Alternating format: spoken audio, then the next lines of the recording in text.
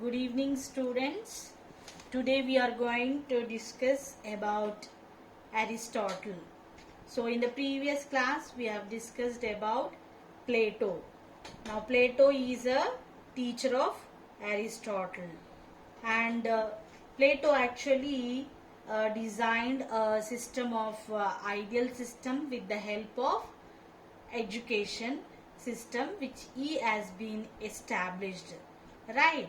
So today we are going to discuss on Aristotle. Let us see the picture of Aristotle. Yes, he is a Aristotle. Sometimes pictures might be asked in question format, where in objective method, so you need to remember this picture, right? So he is Aristotle. He was born in Sparta in Stagira in 384 BC. So his father name is Nicomachus, who was a physician to the king of Macedonia. So he came to Athens and spent nearly 20 years in academy. Academy was established by Plato. So he was the best student of Plato, and after the death of Plato he left Athens, right? Then later on he has came back to Athens and established the institution called Lyceum, which is a philosophical school, and he is the teacher of Alexander the Great.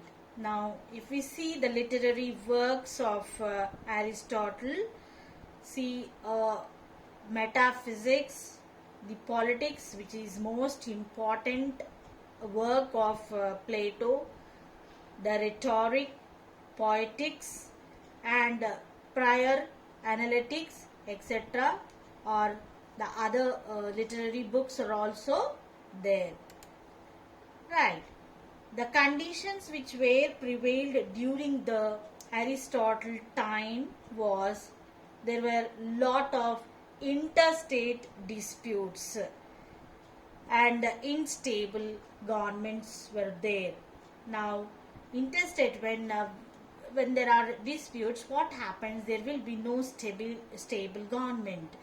See, when situations are there, we should have a stable government. The stable government can only control the situation, right? So there were always interstate disputes. At the same time, there were a lot of disturbances that were prevailed in that period, and during his time the city state of Sparta has been declined, and there were lot of changes in the political systems, and because see, during this time he has analyzed about and studied about nearly 158 Greek city states to, and he examined in a comparative method, and came to the conclusion that it should have comparative political systems, and that is why he was credited with as a father of political science. Why he has been credited as the father of political science? Because he has studied nearly 158 Greek city-states constitutions and different political systems in an analytical manner, and made comparison of different political systems that are existing, and stated which system is better to rule, and that is why he was credited as the father of political science. And if we look at the nature of state, according to Aristotle, state is a natural institutions, and why the state come into existence? Yes, only to satisfy the basic needs of the individual, right? Now, the basic needs of the individuals are utmost or essential for the human beings, right, to survive in this society or the state, right. Now, and it continues to exist also. The state will continue to exist to provide these basic facilities. Today, all modern states or welfare states, we are saying welfare states are doing the welfare of the individuals, right? So, all modern states are welfare states, we can say. Even if we see, if the state is not there, the individual cannot achieve his goals, right? The individuals can achieve their goals through the state only. And here in the slide we are stating that man is not only a social animal but also a political animal. Means man wants to live in the companion of others. He wants to live collectively in order to achieve a collective goals and safety, security, all the needs which he need economically, politically, socially he want to develop. That is why man is not only a social animal but also a political animal. Next, the state and citizens. He has opined different views on citizens, right? Now, according to him, the slaves who work are not considered as citizens, right? And at the same time, he's saying that females are not considered as citizens. Only males are considered as citizens. This is very injustice, no students? Yes, without females there is no universe at all, right? Yes, there is no universe at all. There was no right to vote also during the till 1920s. After that we got the right to vote, to participate in democracy, right? So see what injustice this has been done to us, right?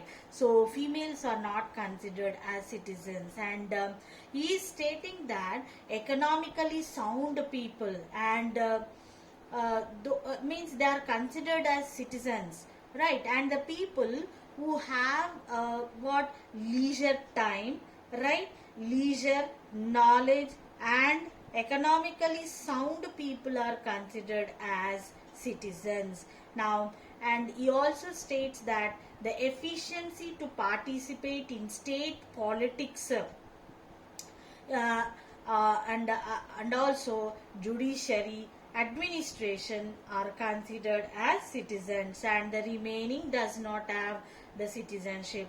Now see, in these modern times, does we have the so much time to participate in the decision making process? No, we are indirectly participating, not directly, because no one has that much time to concentrate in state politics or judiciary or to take active part in administration, right? So we are in a democratic country, we are electing our representative, and indirectly we are participating in the state affairs, right? So indirectly we are participating in the decision making process, we can say, right? And he is speaking about the slavery system. Now what is slavery system? Actually, who are slaves? Yes, Telugulo బానిసలు అంటారు, right? The slavers, they are considered as slave. Aristotle says that he believed that justified the institution of slavery, and he opines that slaves as the possession of the family, in other words, was considered the property of the master of the family. See how the property of the individual shows some recognition in the society. So also, if you have the slaves, then that is recognized as a reputation or the property of the family. and he stated that slavery is natural and beneficial to both masters as well as slaves. Now, the masters cannot concentrate on other works if they don't have slaves, right? If they have slaves, then they can concentrate on other works, right? So, and they can do their best. If the slaves are not there to do their works, they cannot concentrate on administration or judicial. So he is saying that it is natural and beneficial. Yes, it is beneficial to masters as well as slaves. Slaves get their remuneration, masters will get their work done. That is how the administration will work smoothly according to Aristotle. That is why he said that it is justified and the institution of slavery. And the masters,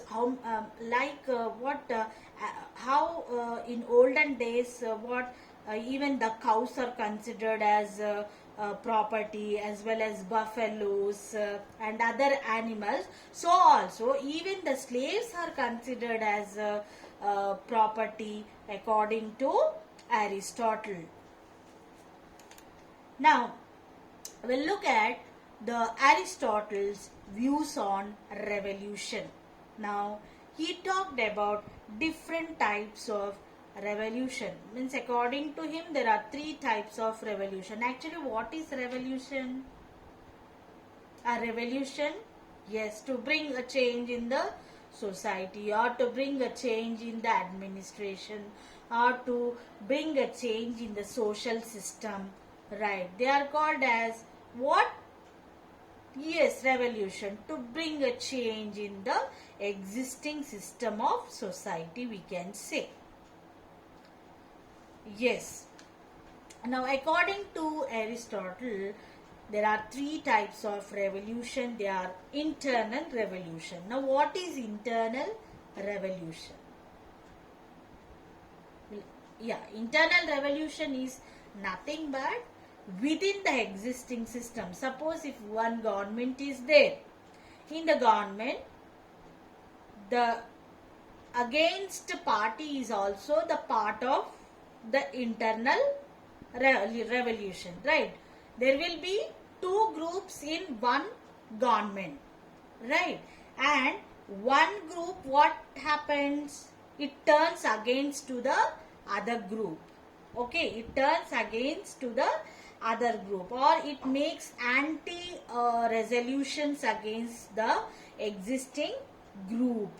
For example, in 1688 we can see that the bloodless revolution, right?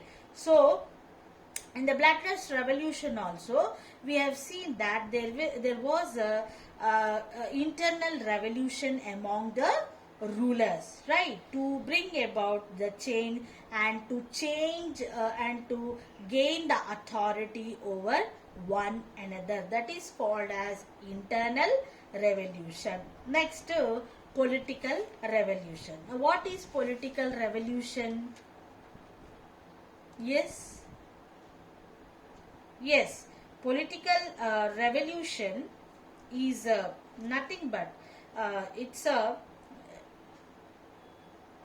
political existing system. See, we have different political systems. In this political systems, what happens now? We want change. For example, there is a parliamentary system of government. Now it is based. See, it has become a base for the parliamentary political system, like political revolution. Now what happens? From authority, we want the authority to change the government to existing system of the government. We can bring a change in the existing system of government. So we do one thing, what? The change in the existing system of government by bringing a political revolution. Next, we can say that social revolution. Now in society we want to bring some changes. So how we can bring changes? Only through revolution. If you take the example of 1917 the in Bolshevik revolution in Russia. So during that period, the Tsar kings used to rule. So their rule has been put an end by the existing system of politics, and they bring the social revolution and social changes in the society. And during those periods, the kings used to rule the country, and the feudalism was there, right? And the kings used to rule and under the control of the church. So these have been removed from the social system. So how it was being possible? Through social revolution. So in order to remove all the traditional existing system, we bring about the new system of system that is called as social revolution. So we'll once again discuss about what is Aristotle's views on revolution. A revolution is nothing but it is like a movement to bring about changes in the existing system of society. So Aristotle has categorized into three types of revolution. One is internal revolution. Now internal revolution is nothing but in the existing government, two forms, means there will be two groups, and in one group will turn against the immediately turns against the or immediately revolt against the government, against one group. So to bring about the changes in the society, we can say this as even military revolution or military revolt, we can say. So this is nothing but to bring about what to change the government from one hand to another hand, right? So this has nothing to do with the public. This is only to bring about change in the government. That is, we are calling as internal revolution. Next one is political revolution. The political revolution is those who are in authority. In that authority only, few will try to mingle with the other group who are against to the existing system of government, and they want to revolt with the enemy, and they will, means in simple words, they will make a group with the enemies. Okay, they combine or they make a friendship with the enemy, and they will take a revenge or revolt against the existing group of political system. And we can give the example of 1688 bloodless revolution which took in England, and what happened, and this has become the base for parliamentary system of government, right? Then we are talking about the social revolution. The social revolution which has been brought in, we can give the example of Bolshevik revolution which took place in 1917, right? This has put an end to Tsar rulers and the old traditions that have been followed in Russia. Not only in Russia, but also we can give the example of India, in which there has been in India we follow the different traditions, cultures which are very, what very our society was very backed by these social customs, right? So to bring about change in the society, our forefathers like Raja Ram Mohan Rai, right, who has established the Brahma Samaj, right? Swami Dayanand Saraswati, right? At the same time, Swami Vivekananda. These all people, they want to bring about social change in the society, that we can say that social revolution, because there were lot of these things which have been made the people to what the back of the existing system of society. That is why we want to bring about a change in the existing system of social system, right? So these are the revolutions which uh, have been in the political thought of Aristotle, right? So we can see that the views which have been given by Aristotle are very worthy, right? Only the system is the which he has supported the slave system is unsound, we can say. The slavery system, which he says that, and he also states that the slaves are not considered as citizens. At the same time, there was a gender discrimination. Males are considered as citizens, and females are not considered as citizens. And he also stated that those who have leisure time. Now in the present system, we don't have that much leisure to participate in politics, okay, right? At the same time, those who have lot of wealth and knowledge, right? See, we are by naturally, some people will have knowledge, at the same time some people does not have knowledge on politics. So it is highly impossible. If we take, means he's saying that those who have patience, right, knowledge, and the economic conditions will participate in politics, right? So can say that the overall, we can say that the he has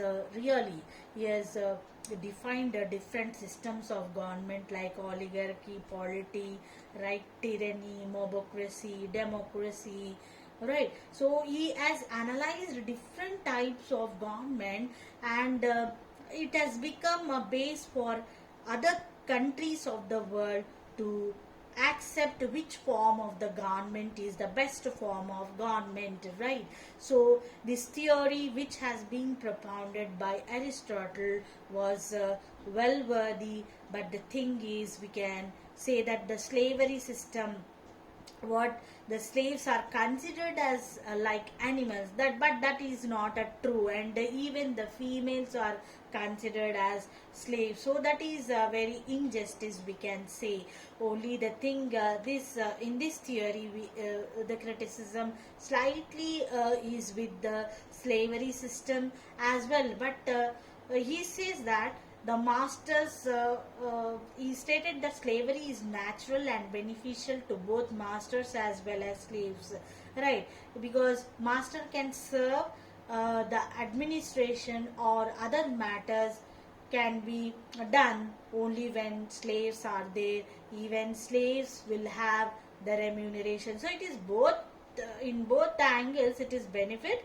But the thing is that is considered the slaves as property. That is not the right thing according to me. What is your view?